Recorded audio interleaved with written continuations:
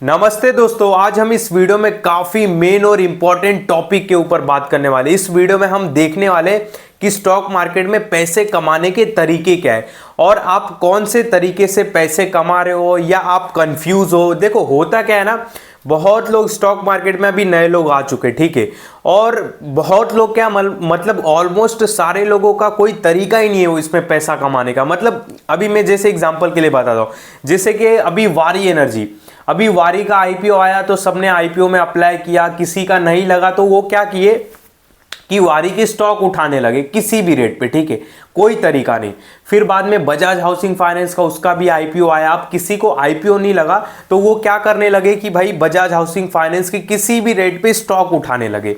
तो हम इस वीडियो में यही चर्चा करने वाले हैं और मैं आपको बताने वाला हूं कि मेरा क्या तरीका है इस मार्केट में रुकने का, टिकने का, और मैं किस हिसाब से टिकता हूं इसमें और किस हिसाब से मेरा नजरिया है पैसा कमाने का, ठीक है। मतलब सबका एक रूल रहता है ना, किसी का रूल रहता है ट्रेडिंग से पैसा कमाना, किसी का रूल रहता है स्टॉक ट्रेडिंग से पैसा कमाना, किसी का रूल रहता है भाई मैं इन्वेस्टमेंट करके ही पैसा कमाऊंगा। तो ये रूल्स के ऊपर हम बात करने वाले हैं। अभी यहाँ पे जितने भी नए इन्वेस्टर है आजकल सारे कंफ्यूज है, ठीक है, वो मतलब किसी भी दिशा में जा रहे हैं। उनको कल को ये न्यूज में आया कि ये स्टॉक फायर होने वाला है तो उसको बाय कर लेंगे, कल को ये न्यूज में आया तो इसको बाय कर लेंगे, कल को न्यूज में आया कि ये ऑप्शन, ये इसका स्टॉक का ऑप्शन बहुत अच्छा चलेगा तो ऑप्शन ट्रेडिंग में घुस जाएंगे। अब किसी को बोलेंगे कि ये लॉन्ग टर्म के लिए अच्छा है तो उसको भी बाय कर देंगे, ठीक है। मतलब किसी का कोई तरीका नहीं है, पर इस वीडियो में मैं अपना तरीका बताऊंगा कि भाई मेरा क्या तरीका है, मैं किस तरह भाई मार्केट में सर्वाइव करता हूं और किस तरह मेरा नजरिया रहता है मार्केट में। मैं स्टॉक ट्रेडिंग करता हूं कि ऑप्शन ट्रेडिंग करता हूं कि इन्वेस्टमेंट करता हूं कि मैं वेल्थ बनाता हूं कि मैं मतलब वेल्थ कमाने के लिए मैं स्टॉक मार्केट में आया हूं कि कैपिटल बनाने के लिए स्टॉक मार्केट में आया हूं। दोनों में बहुत फर्क है, दोनों पैसे से ही रिलेटेड है पर दोनों में बहुत फर्क है। वेल्थ और कैपिटल ये दोनों में बहुत फर्क है, ठीक है। तो इस वीडियो में हम कॉन्सेप्ट को क्लियर करेंगे कि हम वेल्थ बनाने आए हैं कि कैपिटल बनाने आए, ठीक है। ये वीडियो में पूरा क्लियर हो जाएगा। ये आप बोल सकते हो कि बेसिक का बेसिक है। ये जो आज हम टॉपिक पे बात करेंगे ना, ये पूरा बेसिक का बेसिक है, ठीक है। टॉपिक वापस में एक बार रिपीट कर देता हूं जिसको नहीं समझ में आ रहा है। हम इस टॉपिक पे बात करने वाले कि मतलब कि हम ट्रेडिंग से पैसा कमाएं, ट्रेडिंग से किसको पैसा कमाना चाहिए, या स्टॉक ट्रेडिंग से पैसा किसको कमाना चाहिए, या इन्वेस्टमेंट से किसको पैसा कमाना चाहिए, ठीक है। कौन सा तरीका किसके लिए बेटर है, इस वीडियो में हम यही बात करने वाले, ठीक है। यहां पे देखो, पहला मैं लोगों की बात बता देता हूँ। लोग क्या है ना, अभी आजकल बहुत कंफ्यूज है। कल को ये आईपीओ आया, ये कंपनी आया, कोई भी XYZ बहुत फेमस है, न्यूज में आ रहा है, उसको खरीद ले, उसके 2-3 शेयर खरीद ले, ठीक है। उसके बाद कल को दूसरा स्टॉक आया, बहुत न्यूज में है, उसके भी न्यूज में है तो 2-3 शेयर उसके भी खरीद लिए। अब कैपिटल है उनके पास 10-20 हजार, 10,000 के इसके स्टॉक खरीद लिए, 10,000 के इसके स्टॉक खरीद लिया। अरे दोनों मान लो डबल भी हुआ तो आपका कितना पैसा बढ़ेगा, आपका 10,000 का 20,000 होगा ज्यादा से ज्यादा वहीं पे। और बढ़ने के चांसेस भी तो रहना चाहिए दोनों स्टॉक में। सपोज एक एग्जांपल के लिए आप समझ रहे हो कि दोनों मेरा पैसा बढ़ेगा, कोई एक ही बढ़ेगा ऐसा तो है नहीं, कोई हर स्टॉक चले, ठीक है, सबका एक अपना टाइम साइकिल रहता है।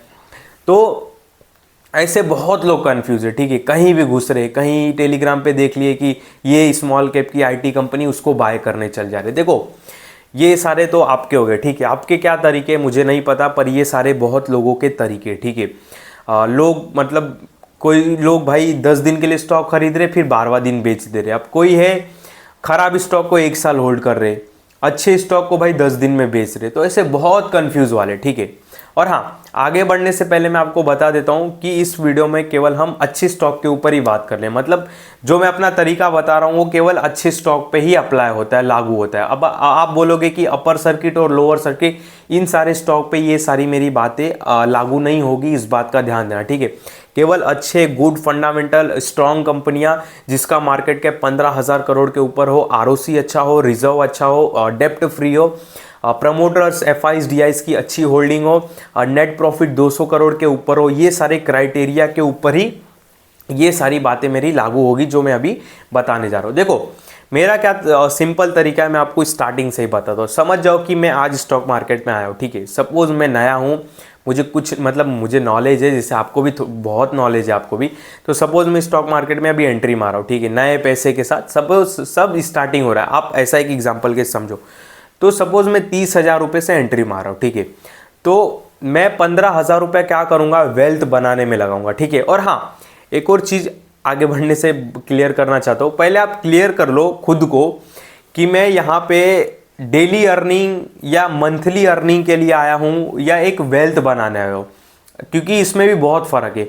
अगर आप डेली अर्निंग के लिए आए हो, ठीक है, ध्यान से बात सुना, अगर आप डेली अर्निंग के हिसाब से स्टॉक मार्केट में आए हो, आप सोच रहे हो कि मैं 5 लाख रुपए लेके आया हूँ और मुझे डेली अर्निंग चाहिए, तो एक वो ट्रेडिंग हो गया, ठीक है, जो कि हम नहीं करते, ठीक है। ऑप्शन ट्रेडिंग वगैरह स्टार्टिंग में बता देता हूँ, हम नहीं करते, ना कि हम एक भी वीडियो बनाए ऑप्शन ट्रेडिंग के ऊपर, ठीक है। तो ऑप्शन ट्रेडिंग का यहाँ पे आप सुनने के लिए आए हो तो वीडियो छोड़ के जा सकते हो। अब सेकेंड बात, सपोज यहाँ पे आप सोच रहे हो कि भाई डेली अर्निंग करना है, तो ये कैपिटल वाला टॉपिक हो गया, मतलब एक कैपिटल के साइड हो गया, कि यानी कि आप यहाँ पे कैपिटल बनाने हो। अगर आप वेल्थ बनाने आए हो तो ये इन्वेस्टमेंट हो गया। तो आप कौन से साइड वाले हो, पहले वो डिसाइड कर लो, ठीक है, पहले वो डिसाइड कर लेना अपने आप को, ठीक है, कि इन्वेस्टमेंट करने आए हो या वेल्थ बनाने आए। वेल्थ, इन्वेस्टमेंट करना मतलब वेल्थ बनाना, ठीक है, और ट्रेडिंग करना मतलब यानी कि कैपिटल बनाना, ठीक है, ये अलग अलग होते। यहाँ पे देखो मेरा क्या तरीका है, मैं वेल्थ बनाता हूँ और स्टॉक में ट्रेडिंग करता हूँ, ठीक है। मेरा बेसिक क्या है रहता है कि कोई भी अच्छे स्टॉक को लो पे फाइंड करो और हाई पे बेच दो, उसमें से जो प्रॉफिट होता है वो वेल्थ बनाने के लिए मैं पैसा लगाता हूँ। सिंपल मेरा ये लॉजिक है, ठीक है। यहाँ पे सपोज मैं 30,000 रुपया लेके मैं मार्केट में उतरता हूँ, ठीक है, 15,000 रुपये के मैं ऐसे स्टॉक बाय करूँगा जिसको मैं 2-3 साल तक बिल्कुल हाथ नहीं लगाऊंगा, यानी कि उनको वेल्थ बनाने के लिए लगाऊंगा, वो 15,000 को। ध्यान से सुनना मेरी बातें, चाहे तो बुक पे भी लिख सकते हो। तो 15,000 रुपये के मैं कुछ ऐसे स्टॉक बाय करूंगा जो मल्टीप्लाई हो जाए, मतलब मल्टी बैगर मीन्स क्या, मल्टीप्लाई हो जाए, ठीक है, मतलब जो 2-3 गुना या मिनिमम 60% तो हो जाए, मिनिमम 60% तो हो जाए। 15,000 में ऐसी जगह पैसा लगूंगा और लगाऊंगा। बाकी का जो 15,000 रुपया बचेगा मैं उससे स्टॉक में ट्रेडिंग करूंगा। आप बोलोगे स्टॉक में ट्रेडिंग क्या होता है, उसमें भी बहुत मतलब रास्ते हैं। कोई मिड टर्म वाला स्टॉक ट्रेडर रहता है, कोई शॉर्ट टर्म वाला रहता है, कोई लॉन्ग टर्म वाला रहता है, कोई 1 साल तक स्टॉक को रखता है, 20-30% मिलता है तो उसको बेच देता है। कोई शॉर्ट टर्म वाला रहता है जिसको 5-10% भी मिला तो बेच देता है, ठीक है। कोई मिड टर्म वाला रहता है जिसको 10-12% भी मिला तो बेच देता है, ठीक है। तो 15,000 रुपया मैंने लगा दिया वेल्थ बनाने में, ठीक है। बाकी के जो 15,000 रुपया है उससे मैं क्या करता हूँ, उससे मैं स्टॉक में ट्रेडिंग करता हूँ, यानी कि कोई स्टॉक को मैंने लो पे फाइंड किया, हाई पे बेच दिया, सिंपल। अब लो पे बाय कर रहा हूँ, मतलब वो हाई से 10-15% नीचे ही मिलेगा ऑफ कोर्स। मतलब मैं लो पे बाय कर रहा हूँ, मतलब हाई से मिनिमम वो 15-20% तो गिरा ही रहेगा, ठीक है। तो मैं क्या करता हूँ, कोई भी स्टॉक को लो पे उठाता हूँ और हाई पे बेच देता हूँ। मतलब मिनिमम मुझे अगर 15-20% रिटर्न मिल जाता है कितने भी दिन में, ठीक है, भले वो 6 महीना 1 साल, या मुझे समझ में ऐसा आ गया कि स्टॉक रिटर्न नहीं दे सकता तो मैं प्राइस टू प्राइस भी निकल जाता हूँ, ठीक है। ये सारे मेरे तरीके रहते। तो 15,000 मैंने लगा दिया अपनी वेल्थ बनाने में, यानी कि इन्वेस्टमेंट कर दिया। बाकी 15,000 रुपये से मैं कैपिटल बना रहा हूँ, ठीक है। उससे मान लो कि 15,000 से एग्जांपल के लिए मैंने 2,000 रुपये अर्निंग कर लिया, तो वो 2,000 मैं वेल्थ में लगा दूंगा। बाकी के 15,000 मैं सेफ रखूँगा, ठीक है, ताकि कहीं मौका मिले तो वापस में उस स्टॉक बाय करूँगा, फिर उसको लो में बाय करूँगा, फिर हाई में बेचूंगा, ठीक है। तो जो भी प्रॉफिट होएगा फिर उसको मैं वेल्थ में लगाऊंगा, ठीक है। मतलब धीरे धीरे अपना पैसा मैं साइड करते जाऊंगा। और हाँ, सपोज मैंने जो वेल्थ बनाने में जो स्टॉक बाय किए, अगर उसमें भारी गिरावट आती है तो ये 15,000 उठा के मैं उसमें डाल सकता हूँ, ठीक है, मैं डाल दूंगा, ठीक है। क्योंकि देखो जो 30,000, 35,000 या 1 लाख हम स्टॉक मार्केट में डाले हैं उससे हमारा घर नहीं चलने वाला, ठीक है। तो हमको उस पैसे पे ज़्यादा फोर्स नहीं डालना है, ठीक है। पैसे पे फोर्स नहीं डालना है कि तू डबल हो। अब फोर्स डालने का मतलब क्या कि आप बहुत सारे स्टॉक में बाय सेल करोगे, कंफ्यूज हो जाओगे और बहुत मिस्टेक कर दोगे, ठीक है। आप अगर पैसे पे फोर्स डाल रहे हो यानी कि आप कैपिटल बना रहे हो, ठीक है, आप मतलब डेली अर्निंग के बेस के हिसाब से आप मार्केट में आए हो, तब फिर एक नज़रिया अलग हो गया। उसके ऊपर भी मैं बात करूंगा। हाल फिलहाल मैं अपना तरीका बता रहा हूँ। तो मैं फोर्स कभी नहीं डालूंगा उस 15,000 पे, ठीक है। अगर सपोज मेरा जो इन्वेस्टमेंट वाला स्टॉक है वो बहुत ज़्यादा गिर जाता है 10-12%, और ऐसा लग रहा है कि एवरेज करना है, तो इस 15,000 को उठा के मैं उसमें भी डाल दूंगा, कोई दिक्कत नहीं। फिर क्या होएगा, मेरा कैपिटल पूरा ख़त्म, मतलब पूरे का 30-32 हज़ार जो भी है वो लग गया इन्वेस्टमेंट पे। अब क्या करूँगा, अब कुछ नहीं, अब शांति रखना है, ठीक है। अब जब नया पैसा आएगा और सपोज मार्केट मुझे मौका दे रहा है लो पे खरीदने का और हाई पे बेचने का, तो फिर उस नए पैसे को लगाऊंगा मैं, ठीक है।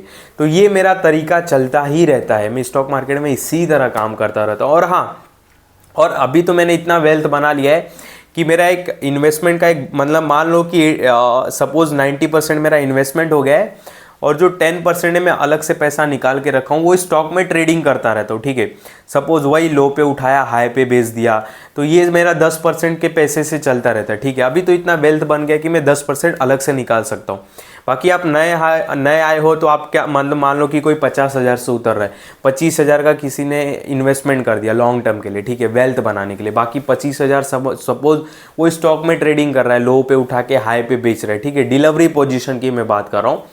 तो अब उसको मान लो कि उसका पोर्टफोलियो डाउन हो गया, ठीक है, तो उसका अभी पोर्टफोलियो छोटा है तो वो उसको 25,000 उठा के उसमें डालना पड़ेगा, ठीक है, वो एक अलग बात हो गई। पर आपका एक बड़ा पोर्टफोलियो बन गया तो आपको एक पैसा साइड में करना ही मतलब करो आप, ठीक है, मेरा ये तरीका है। बाकी आप अपने तरीके से भी चल सकते हो। तो ये मेरा तरीका है कि मैंने एक बड़ा पैसा इन्वेस्टमेंट में लगा के रखा है और एक छोटा पैसा निकाल के रखा है स्टॉक में बाय सेल करने के लिए। इससे मेरी प्रैक्टिस भी होती है, इससे मेरा पता भी चलता है कि मेरा कितना नॉलेज है, जो स्टॉक को लेके मैं सोच रहा हूँ, जो स्टॉक में मैंने स्टडी की है वो उसी तरह काम कर रहा है कि नहीं, ठीक है। वो पैसे से मैं ये भी कर लेता हूँ और मान लो कि छुट्टे 500 हज़ार रुपया निकल भी जाते हैं, ठीक है। तो इस तरीके से मेरा तरीका है। और मैं एक वेल्थ बनाने के लिए आया हूँ यहाँ पे, कैपिटल बनाने के लिए नहीं आया हूँ। इसके लिए मैं पैसे पे फोर्स नहीं डालता हूँ। सपोज, ठीक है, मैं पैसे पे फोर्स नहीं डालता हूँ कि तू बन। फोर्स डालना मीन्स क्या कि मैं फिर हर बहुत स्टॉक में अपने पैसे को घुमा दूँ, ठीक है। इससे क्या होता है, बहुत लॉस होता है, ठीक है। तो मैं यहाँ पे वेल्थ बना रहा हूँ। अगर सपोज़ मेरा ये जो 90% पोर्टफोलियो इन्वेस्टमेंट वाला है ये बहुत ही गिर जाता है और किसी स्टॉक में लग रहा है मुझे एवरेज करना है, तो मैं अपना पैसा उठा के 10% उसमें भी डाल सकता हूँ। मुझे ऐसा नहीं कि भाई स्टॉक ट्रेडिंग करना ही है, ठीक है, नहीं, वो तो एक साइड में टाइम पास के हिसाब से मैंने निकाल के रखा है। और हाँ, मेरा नज़रिया सेक्टर वाइज भी रहता है। ऐसा नहीं कि कल को नया IPO आए उसका हाइप बने, जैसे मान लो टाटा टेक्नोलॉजी। अब टाटा टेक्नोलॉजी का इतना हाइप बन गया, ठीक है, IPO तक समझ में आता, आप लिसनिंग गेन लेके निकल जाते हो, एक अलग बात है। किसी का मतलब आपका बोलते हैं ना कि भाई एक्सपर्टीज़ क्या है, आपकी एक्सपर्टीज़ क्या है, ठीक है, तो वो एक रहना चाहिए, रूल रहना चाहिए। देखो मेरा क्या रूल है, फंडा ग्रीन एनर्जी के सेक्टर के एक स्टॉक होने चाहिए, फार्मा के एक स्टॉक होने चाहिए, बैंकिंग सेक्टर के एक स्टॉक होने चाहिए, और उसके बाद फिर इंफ्रा से जुड़े हुए 1-2 स्टॉक होना चाहिए, ठीक है। तो ऐसे हर एक सेक्टर के मेरे पास एक स्टॉक होना चाहिए, मिनिमम 50-60 हज़ार रुपये के वैल्यू के, ठीक है। समझ गए। सपोज एग्जांपल के लिए बता रहा हूँ, कोई आपको बाय सेल का कॉल नहीं, जिससे मान लो कि इंफ्रा से जुड़ा हुआ अंबुजा सीमेंट, तो मेरा एक टारगेट रहता है कि अंबुजा सीमेंट मिनिमम 50 हज़ार रुपये के मेरे पोर्टफोलियो में रहना चाहिए। फिर मान लो अडानी पोर्ट के शेयर है तो मेरे पास 50 हज़ार रुपये के मिनिमम रहना चाहिए। पावर, तो मान लो टाटा पावर के मेरे पास 50 हज़ार रुपये के मिनिमम शेयर होने चाहिए। तो ऐसा मेरा एक टारगेट रहता है, और जब तक वो मेरे सेक्टर कंप्लीट नहीं हो जाते मैं यहाँ वहाँ नहीं जाता हूँ। हाँ चलो, सपोज बीच में माना कि वारी एनर्जी आ गया तो मैं IPO तक केवल सीमित नहीं रहता हूँ। मतलब कि सपोज मेरे को IPO लग भी गया वारी एनर्जी में, तो ऐसा नहीं कि 9 शेयर के IPO आए थे, तो ऐसा नहीं कि 9 ही शेयर रखूंगा, उसका भी एक टारगेट बना के रखूंगा। नहीं, वारी के मिनिमम 10-20 शेयर रहने चाहिए, ठीक है। थोड़े क्वांटिटी में भी रहने चाहिए ना, क्योंकि कल को भागेंगे तो मार्जिन में मज़ा भी आएगा। अब लोग डाइवर्सिफाई के चक्कर में क्या करते हैं कि पोर्टफोलियो रहेगा 1 लाख का, 1 लाख के पोर्टफोलियो में 10,000 के ये कंपनी के ले लिए, 10,000 के वो, 10,000 के ये, वो किसी का सुन के कि मिनिमम एक स्टॉक में 5% लगाओ, 10% लगाओ। ये बात आप पे नहीं अप्लाई होती, ये बात उन पे अप्लाई होती है जिसका पोर्टफोलियो 15 लाख 20 लाख का है, ठीक है। जिसका पोर्टफोलियो 1-2 लाख का है ये बात उन पे अप्लाई ही नहीं होती। अब आपका 1 लाख रुपए का पोर्टफोलियो है और आप 10-10 हज़ार रुपये के 10 स्टॉक भर दोगे, और मान लो कि कोई स्टॉक आपका डबल भी हो जाता है, तो भाई 10 का क्या बना, मतलब 10 स्टॉक तो डबल नहीं होंगे, एक ही स्टॉक डबल होंगे। तो आपका 10 का 20 ही बना, और भी डबल होता है तो भाई 1 1.5 2 साल में होता है, तो 2 साल में आपका 10 का 20 बना। मतलब क्या है, वही सपोज मैं 50,000 रुपये एक स्टॉक में डालता, बहुत स्टडी करके, ठीक है, ऐसे ही नहीं अंधाधुन में आप बात कर रहा हूँ, 50,000 रुपये एक स्टॉक में डाला रहता है, 50,000 एक स्टॉक में, अगर 2 साल में भी मेरा डबल हो जाए तो 50 का लाख होता है, समझ रहे हो। तो ये एक तरीका भी रहता है कि आपके पास पैसा कम है तो आप डाइवर्सिफाई के चक्कर में 10 20 स्टॉक मत भरो। आपके पास सपोज में देखो, आपके पास सपोज 2 लाख है तो मिनिमम 5 स्टॉक बहुत हो गए, क्योंकि एक स्टॉक मिनिमम 40,000 के खरीदोगे, क्वांटिटी तो बैठनी चाहिए। कल को 100 200 रुपये स्टॉक का प्राइस ऊपर होता है, क्वांटिटी से गुणा करोगे तो अच्छा खासा प्रॉफिट तो मिलना चाहिए। अब किसी का 10 क्वांटिटी है, ठीक है, एग्जाम्पल के लिए, और वो 100 रुपया बढ़ता है तो आपको कितना 1,000 रुपया मिलेगा, और वहीं आपके पास अगर 20 क्वांटिटी है और 100 रुपया बढ़ता है तो 2,000 बढ़ेगा। तो ये लॉजिक से भी थोड़ा चलना पड़ेगा, ठीक है। अगर आपका पोर्टफोलियो का साइज़ कम है तो आप बहुत स्टॉक भरने की ज़रूरत नहीं है, आप गिने चुने बहुत डायमंड, ब्लू चिप, अच्छी गोल्डन स्टॉक भरो, कम ही भरो पर अच्छा भरो, ठीक है। यहाँ पे डाइवर्सिफाई के चक्कर में लोग 10 10 20 20 स्टॉक भर देते 2 लाख के पोर्टफोलियो में, ठीक है। जो बातें करते ना बड़े बड़े लोग कि किसी भी स्टॉक में 5% लगाओ, 10% लगाओ, वो बात आप पे नहीं लागू होती। वो बात लागू होती है जिसका पोर्टफोलियो 50 लाख का है, 60 लाख का है, 30 लाख के ऊपर है, ये सारी बातें उनको लागू होती, ठीक है। तो वो डाइवर्सिफाई करे, उनकी बातें अलग है, उनको छोड़ दो, ठीक है। आपका पोर्टफोलियो 2 3 लाख रुपए का है तो मिनिमम 50,000 रुपये के एक शेयर तो रखोगे ना। तो देखो, ऐसा मेरा टारगेट रहता है हर सेक्टर वाइज कि एक ये जो सेक्टर है इसके मेरे पास एक स्टॉक 50,000 के रहना चाहिए। जब तक ये नहीं कंप्लीट होएगा मैं कहीं मुंह नहीं मारूंगा, ठीक है। सपोज मेरे पास आईटी में HCL टेक पड़ा है, अच्छे खासे मैंने एवरेज प्राइस से खरीदा है, और कल को आता है टाटा टेक्नोलॉजी का IPO, सपोज मुझे IPO लिस्निंग इनके हिसाब से लग गया तो एक अलग बात है, वो तो मैं लेके निकल जाऊंगा। और सपोज IPO नहीं लगता है तो मैं हाइप में कूद नहीं जाऊंगा, टाटा टेक्नोलॉजी नहीं, मेरे पास ऑलरेडी HCL टेक पड़ा है, ठीक है। अब बजाज हाउसिंग फाइनेंस का जैसे ही IPO आया, ठीक है, जिसको IPO लग गया एक अलग बात है, सपोज किसको IPO नहीं लगा तो वो क्या कर रहा है, उसके स्टॉक उठाने लग रहा है किसी भी रेट पे। ऐसा नहीं, आप देखो आपका माइंडसेट क्या है, आप उसको आगे और भी क्वांटिटी ऐड कर सकते हो क्या, ठीक है। आपने उस पर स्टडी कितनी की, उसकी ग्रोथ कितनी है, उसके जो अपोजिट स्टॉक है LIC हाउसिंग फाइनेंस, उसने कितना रिटर्न दिया, इसमें कॉम्पिटिशन कितना है, ये सारी बातें देख के कोई नया सेक्टर ऐड करो। वही मैं बोलता हूँ ना कि किसी स्टॉक को बाय करना ये भी एक कला है, ठीक है। किसी भी स्टॉक को बाय करना ये भी एक कला है। जिस दिन ये आपको आ गया ना, आप कोई स्टॉक जल्दी भरोगे नहीं, मतलब अपना पोर्टफोलियो में कोई भी स्टॉक जल्दी किसको नहीं भरोगे। मेरा देखो एक्सपर्टीज PSU स्टॉक में ज़्यादा नहीं रहता है, ठीक है, सरकारी कंपनी में, ठीक है। मैं मानता हूँ रेलवे बहुत प्रोग्रेस करेगा, करना भी चाहिए, ठीक है।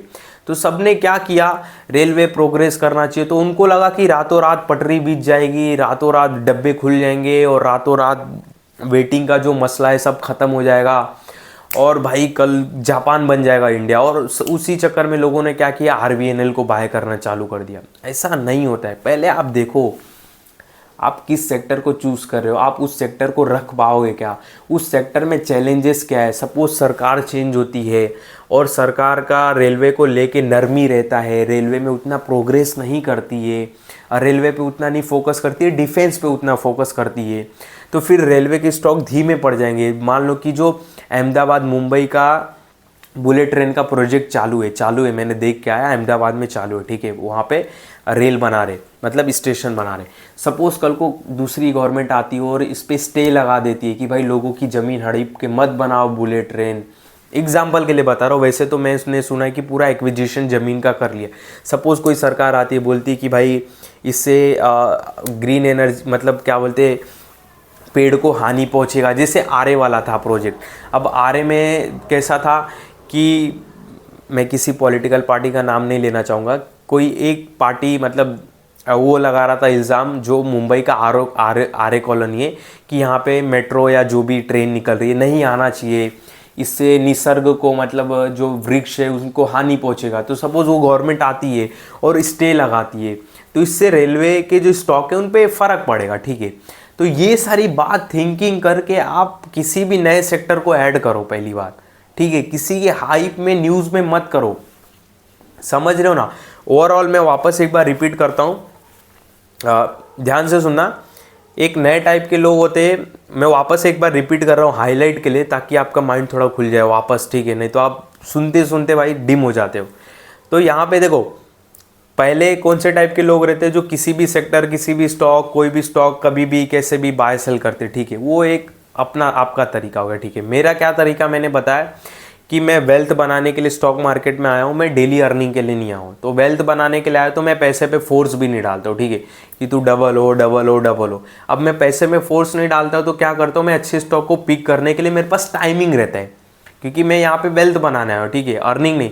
अब मैं अर्निंग के हिसाब से आता तो मेरे पे लोड रहता कि तू जल्दी कमा भाई, तेरे को इससे ही घर बार चलाना है, तो तू जल्दी कमा। अब इससे क्या आएगा, मैं गलत डिसीजन लूँगा। तो मैं यहाँ पे वेल्थ बनाने आया हूँ, कैपिटल बनाने नहीं आया हूँ, ठीक है। तो फिर मैं क्या करता हूँ, 90% इन्वेस्टमेंट में लगा दिया, 10% कैपिटल, मतलब स्टॉक ट्रेडिंग करता रहता हूँ, सीखता हूँ, थोड़ा पैसा आया फिर वही पैसा उठा के इसमें डाल दिया, ठीक है, ये घुमाता रहता हूँ, ठीक है, इसी तरह। पर वो 90% जो पोर्टफोलियो उसको मैं कभी नहीं हाथ लगाता, तो ये बात ध्यान देना, ठीक है। ऐसा नहीं कि कहीं स्टॉक में मुझे दिख रहा है कि बहुत ही लो है तो ये पूरा पोर्टफोलियो तोड़ के इसमें डाल दो, नहीं, कभी नहीं। ये 10% जो 20% में पैसा निकाला हूँ उससे ही करता हूँ, ठीक है। 100 रुपये में से 80 रुपये इन्वेस्टमेंट के लिए लगाया तो 20 रुपये से ही स्टॉक ट्रेडिंग करूँगा। मैं उसमें इन्वेस्टमेंट का पैसा निकाल के कभी नहीं डालूंगा, भले सामने वाला स्टॉक कितना ही गिर जाए, इस बात को ध्यान देना। हाँ, पर इन्वेस्टमेंट वाले स्टॉक अगर गिर जाए तो फिर ये उठा के मैं उसमें फेंक सकता हूँ पैसे को, चल तू आ जा इधर, ठीक है, क्योंकि इन्वेस्टमेंट से असली वेल्थ बनता है, ठीक है, आपने सुना भी रहेगा। तो मेरा ये तरीका है, और मैंने बता दिया कि मैं सेक्टर चूज़ करता हूँ, सेक्टर चूज़ के हिसाब से काम करता हूँ कि भाई अपना ये सेक्टर के ये एक स्टॉक होना चाहिए, ये सेक्टर के एक स्टॉक होना चाहिए, ये सेक्टर के, और उसके एक टारगेट रख देता हूँ। मान लो कि मैंने 4 सेक्टर चूज़ कर लिए, पावर, इंफ्रा, पेंट का हो गया, या मान लो दारू का कोई स्टॉक हो गया, मतलब बेवरेज वगैरह, ठीक है, 4 सेक्टर चूज़ कर लिए, सबके मैं लीडर या मतलब अपने हिसाब से स्टॉक चूज़ करूँगा, और 2-2, 3-3 पहले सबके शेयर बाय कर लूँगा, ठीक है, जो भी रेट पे चलता हो मैं बाय कर लूँगा 2-3, फिर बाद में उसमें मैं अपना प्लानिंग करता हूँ, तरीका बनाता हूँ कि इसका ये सपोर्ट आ रहा है, ठीक है, ये सपोर्ट पे मैं एवरेज करूँगा, ठीक है, मेरे पास कल नया पैसा आने वाला है, तो ये स्टॉक गिरा है, 4 सेक्टर में से ये स्टॉक गिरा है, तो ठीक है, मैं इसमें एवरेज कर लूँगा, इसको मैं बाद में देखता हूँ, ठीक है, देखूँगा HDFC बैंक गिरा है, ठीक है, ये लगता है बहुत ऑल टाइम लो पे आ गया, ठीक है, इसमें एवरेज करना है तो इसमें कर दूँगा, ठीक है। तो इस तरह मैं अपने टारगेट को कंप्लीट करता हूँ, ठीक है। और एक बार टारगेट कंप्लीट हो जाता है, फिर एक नए सेक्टर को ढूंढता हूँ, नए स्टॉक को ढूंढता हूँ, फिर उसके टारगेट को कंप्लीट करता हूँ। तो इस तरह मेरा जर्नी चलता रहता है। इससे क्या होता है, मेरा वेल्थ भी बनता रहता है और मेरे को सीखने के लिए भी बहुत मिलता है, ठीक है। ये मेरा एक तरीका है। तो आप अगर स्टॉक मार्केट में काम कर रहे हो तो आप एक अपना तरीका बनाओ, आप देखो कि यहाँ पे ट्रेडिंग करने आए हो कि आप कैपिटल बनाने आए हो, डेली अर्निंग के लिए आए हो। तो डेली अर्निंग में बहुत सारे चैलेंजेस रहते हैं, आपको अपने पे फोर्स डालना पड़ता है कि तू भाई पैसा बना, और जिससे बहुत गलत डिसीजन लेते हैं हम। अगर आप वेल्थ और इन्वेस्टमेंट करने आए हो तो आप जल्दी ना करें, घाई ना करें, उस हिसाब से डिसीजन ले, ठीक है। क्योंकि इन्वेस्टमेंट बोले तो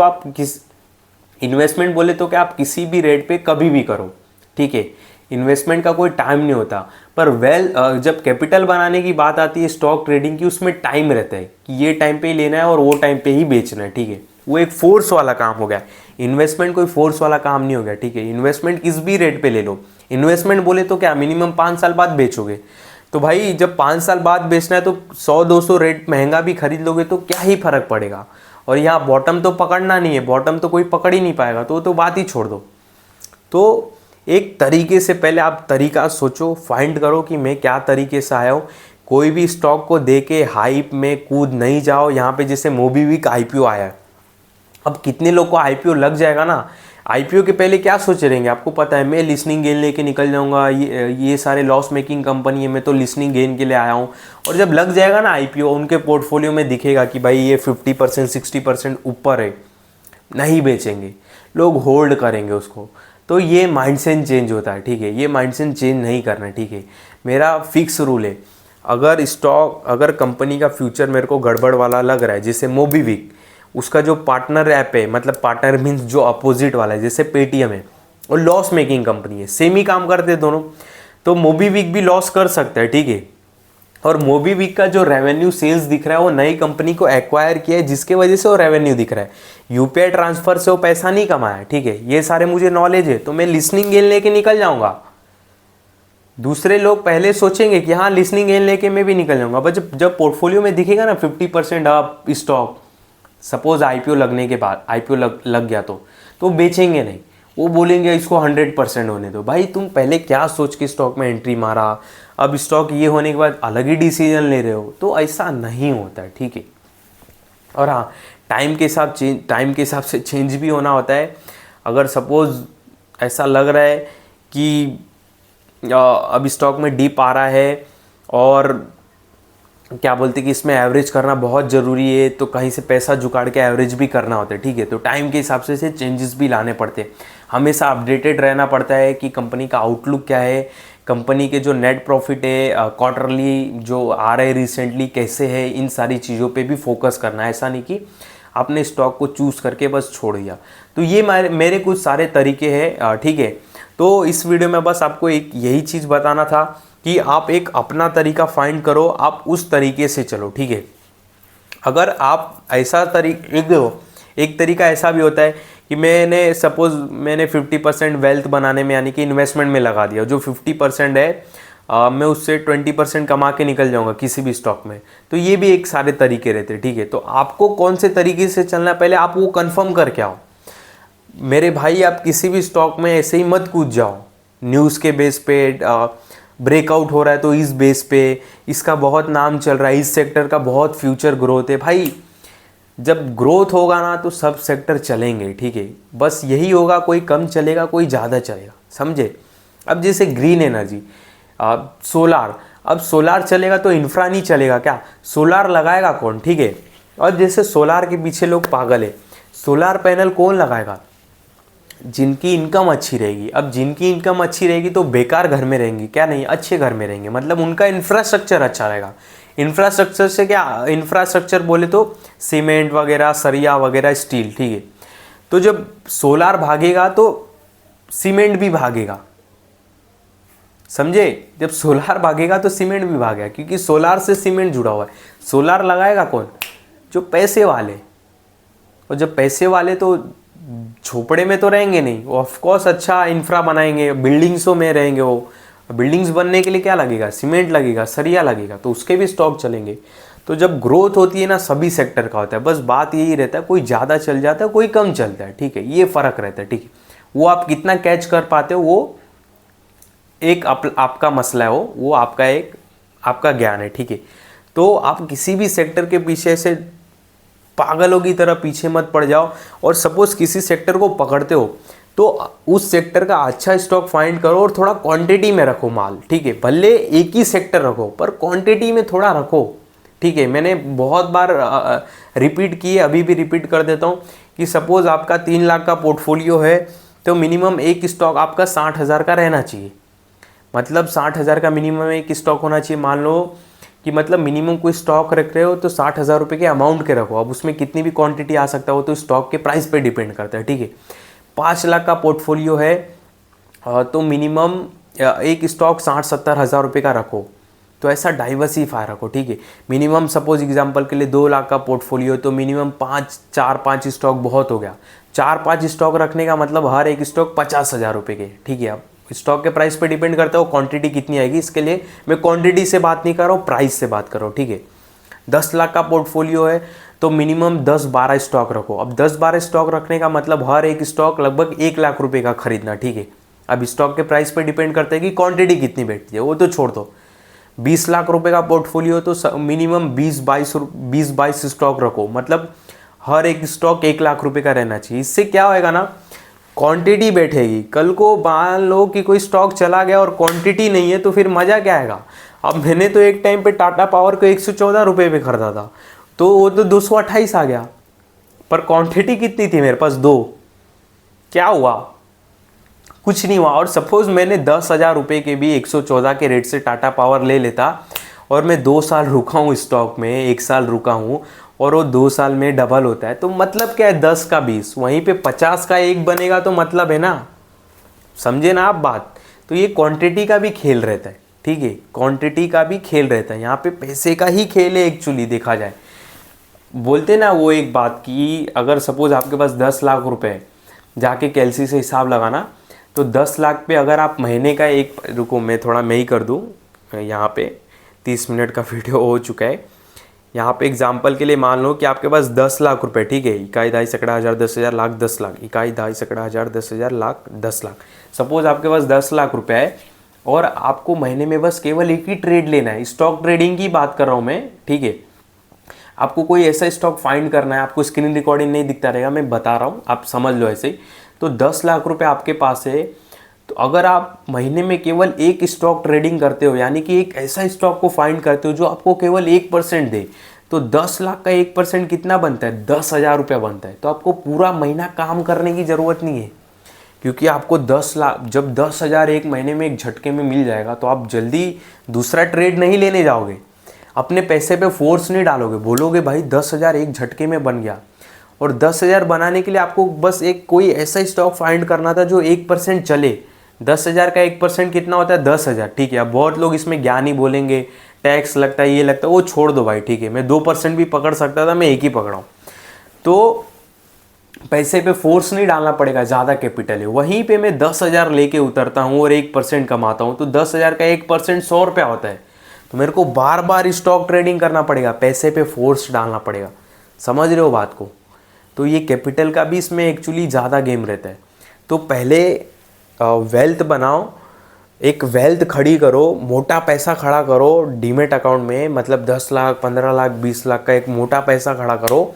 तब तक तो आप सीख जाओगे, मार्केट भी सीख जाओगे। जब 10-15 लाख जमा कर लोगे मार्केट में, मोटा पैसा जमा करने के बाद उस पैसे को घुमाओ, ठीक है। वो बाद की बात है, वो फ्यूचर की बात है, ठीक है, वो देखा जाएगा। पर मेरी एक ये थिंकिंग है कि मैं मोटा पैसा एक पहले बना लूँ, उसके बाद उस पैसे को किसी अच्छी स्टॉक में घुमा दूँ, ठीक है, लो पे खरीद के हाई पे। इससे मेरा जो बड़े हैं, जो एक इंटरव्यू में सुना था ना, और राकेश झुनझुनवाले के जो फ्रेंड थे, उन्होंने बोला कि कैपिटल से वो पैसा बनाते थे और वो पैसा वो वेल्थ बनाने के लिए लगाते थे। समझो, दोनों बात अलग है, ठीक है। मतलब वो कैपिटल से पैसा बनाते थे, मतलब सॉरी वो ट्रेडिंग से कैपिटल बनाते थे, ठीक है। ट्रेडिंग करते थे, मतलब वो कैपिटल बनाते थे और उस कैपिटल को वेल्थ बनाने के लिए लगाते थे। यानी कि वो जो ट्रेडिंग से, जो भी मान लो कि ट्रेडिंग से मैंने 10,000 बना दिया, तो वो 10,000 को मैंने इन्वेस्टमेंट में लगा दिया वेल्थ बनाने के लिए। वापस मैंने ट्रेडिंग से 5,000 कमा दिया, तो उसको मैंने वेल्थ बनाने में लगा दिया। तो जब राकेश झुनझुनवाले का इकट्ठा पूरा पैसा जमा हो गया, तो वो क्या करते थे, एक ही पैसे को बहुत अच्छा स्टॉक फाइंड करके उसमें घुमा देते थे। अब वो भाई 100 रुपया भी चला, आपके पास 10,000 क्वांटिटी भी है किसी अच्छे स्टॉक के, और 100 रुपया भी चला, गुणा करो, देखो कितना निकल के आता है, फ़ायदा कितना है। तो ये ताकत होती है एक वेल्थ की, ठीक है। तो यहाँ पे पैसा लगेगा। आप ऐसा सोचोगे कि मैं 10-20 हज़ार रुपये लेके यहाँ पे आऊँगा और फाड़ दूंगा, तूफान मचा दूंगा, और यहाँ पे मैं एक साल में 10-5 गुना कर दूंगा पैसा, या मैं 2 लाख लेके आऊँगा और 3 साल में यहाँ मैं 50 लाख रुपया कमा लूँगा। कभी नहीं कर पाओगे, कभी भी नहीं कर पाओगे, ठीक है। पैसे यहाँ पे कम पैसा लेके आके सोचोगे ज़्यादा पैसा बनाने के लिए, तो आप पैसे पे फोर्स डालोगे, ठीक है, पैसे पे लोड डालोगे। इससे क्या आएगा, आप गलत डिसीजन लोगे। वहीं पे आपके पास ज़्यादा पैसा रहेगा तो आपका दिमाग शांत रहेगा, बस आप बोलोगे कि एक महीने में कोई एक ऐसा स्टॉक मिल जाए जो बस 2% चल जाए, ठीक है। अगर सपोज़ आपके पास 10 लाख रुपया है, तो आपका बस दिमाग एक ही साइड चलेगा, वन साइड चलेगा, कि बस मुझे एक ऐसा स्टॉक फाइंड करना है जो बस 2% चल जाए।